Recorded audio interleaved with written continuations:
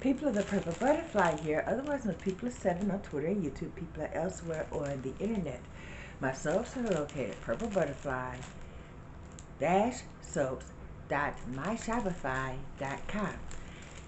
And I got another full lace cap. This time is a large. Yeah. When I ordered the new cap, I said, would y'all happen to have a large? Because their website only mentions the medium. And, you know, they didn't really respond, but they did send a large. And, yeah, this is how it comes. And you notice something about that? It comes backwards, which is how I ended up ruining that other cap, because I pinned it down with it exactly as it showed up instead of reversing the cap. So now this is going to fit on here.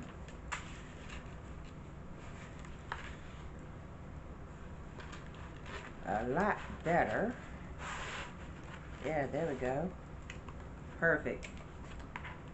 This large is a 24 inch and my head is 24 inches, which is why my wig cap is 24 inches. Okay. So yeah, that will fit me. The medium, oh man, that thing was so tight. It was like I would have had to braid my hair down extra tight just to, you know, and then that would have been hard to deal with.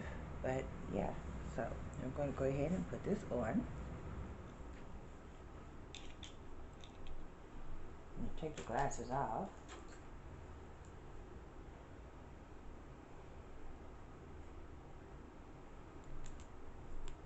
Get in the proper position.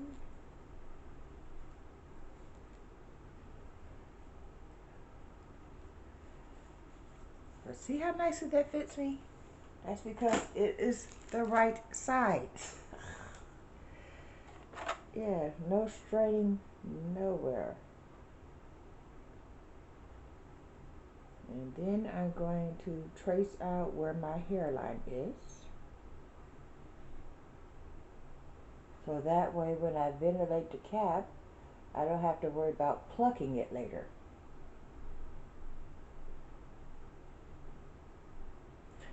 That's the one thing I don't get. If you're going to ventilate your old wig cap, why ventilate a whole bunch of hair and then pluck the hair? Well, you could just ventilate where your hairline is and then you don't have to pluck. Or any plucking you do is minimum. You see what I'm saying?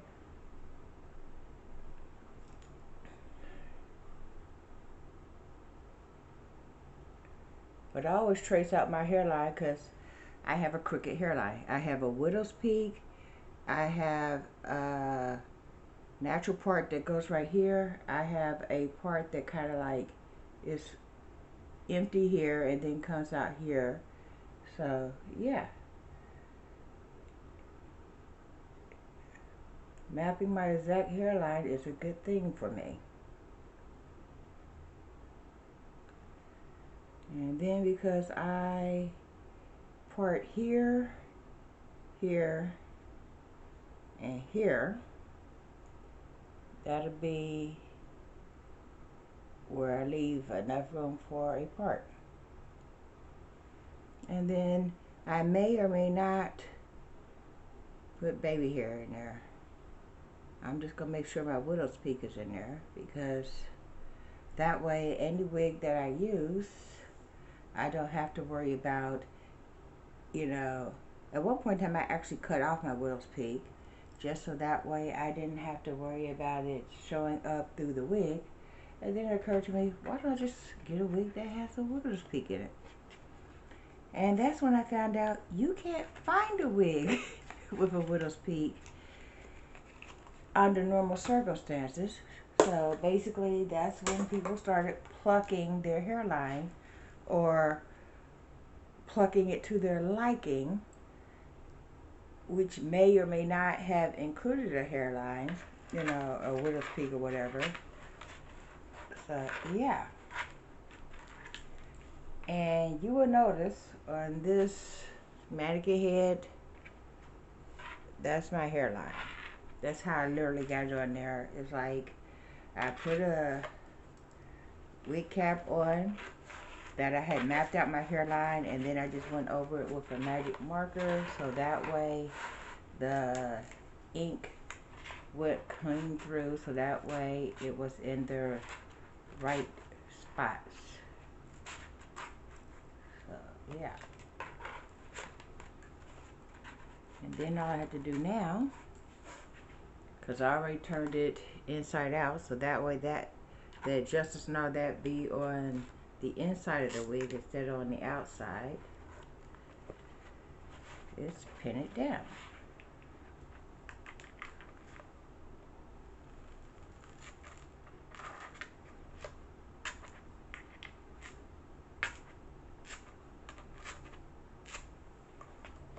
Now, you see me map out my hairline. Now, look at where it is on the mannequin head. Same spot. So that way when I ventilate it, I know it will fit properly because I trace my exact head.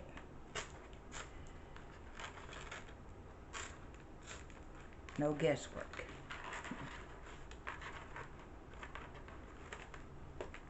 There.